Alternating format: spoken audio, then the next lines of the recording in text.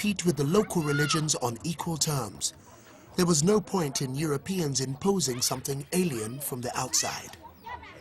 Anyway, all this talk about bringing Christianity to the Dark Continent was false. It had already been here 1,000 years before the first missionary arrived. The true Christianity arrived in Africa, 2,500 miles away on the other coast. When the European missionaries first came to Africa, they were faced with an uncomfortable truth. It wasn't the Dark Continent they'd imagined.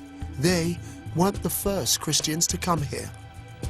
On the other side of Africa is a land that successfully resisted European colonialism until the 20th century.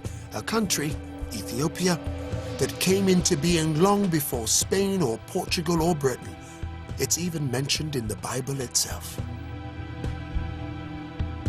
I'm with a group of Christian pilgrims, and we're on our way to see an ancient religious festival, part of one of the oldest churches in the Christian world.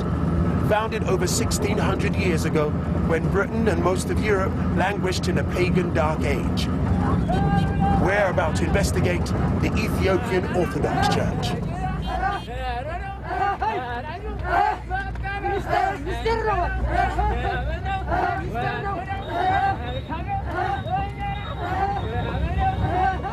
Here at Lalibela, in the Ethiopian highlands, is one of the most extraordinary religious sites in the world. Carved out of the rock itself, they call it the Jerusalem of Africa. Oh wow, that's incredible. If not slightly dangerous. Oh my days. Look at that. It's a whole underground city. It's like, wow. How old did you say this is? Over 800 years ago. It was excavated at the end of the 12th century. My word. This should be one of the wonders of the world, shouldn't it?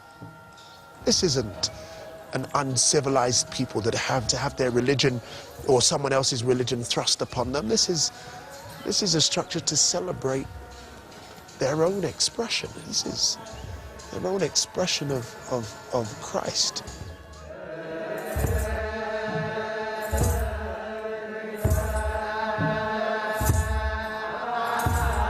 The Ethiopian Orthodox Church was founded when pagan emperors still ruled in Rome. It is thought that Christianity was brought here by monks from Egypt in the 4th century. You see the cross on the ceiling? Malta's cross? But some Ethiopians claim that their faith goes right back to the Old Testament times, before Christianity even existed.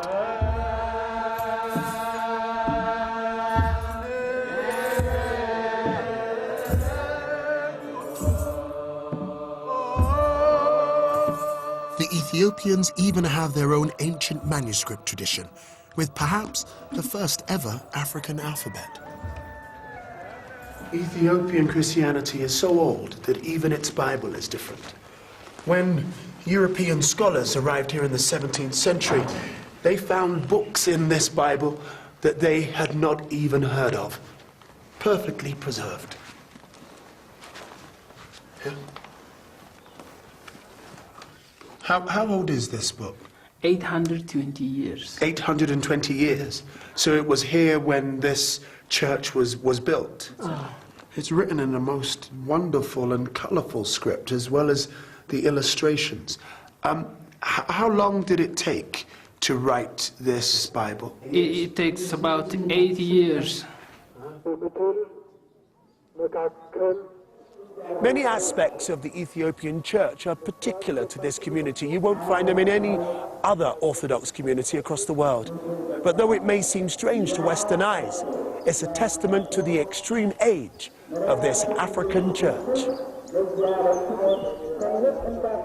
Today is the Feast of St. Michael, and the ceremonies here demonstrate an extraordinary facet of Ethiopian Christianity, its links with Judaism and the ancient Jewish temple in Jerusalem. At the heart of every Ethiopian church is a sanctuary where the public are never allowed. Inside, protected by the priests, are kept the most sacred objects in the Ethiopian Orthodox faith. A few times every year, they are carried in procession on the heads of these priests, covered with sacred cloths. They are inscribed blocks of wood, replicas of the tablets of stone brought down by Moses from Mount Sinai as told in the Jewish Old Testament. The Ethiopians practice other Jewish customs too, such as circumcision, and even many of the Jewish dietary rules.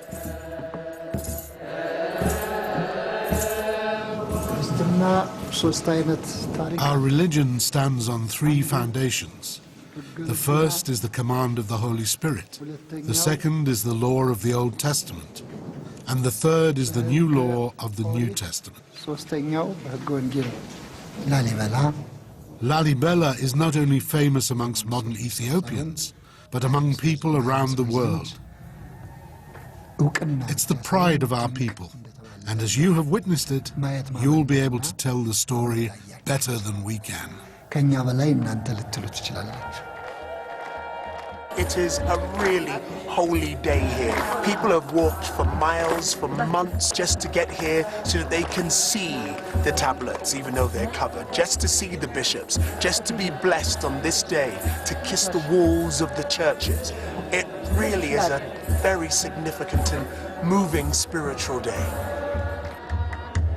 Seeing a church as ancient and as African as this has been a truly liberating experience for me too. When my ancestors were enslaved by the British, they had their freedom, their identity, their religion, their names ripped from them.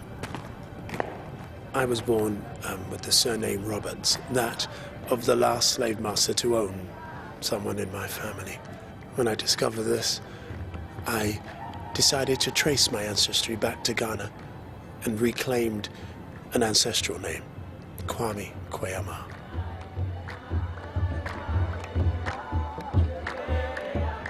I wear this Orthodox cross to symbolize to myself, really, that I can access Jesus the revolutionary, the protector of the dispossessed, through the lens of Africa, and not through my colonial masters who often arrived with a Bible in one hand and a gun in the other. The Ethiopian church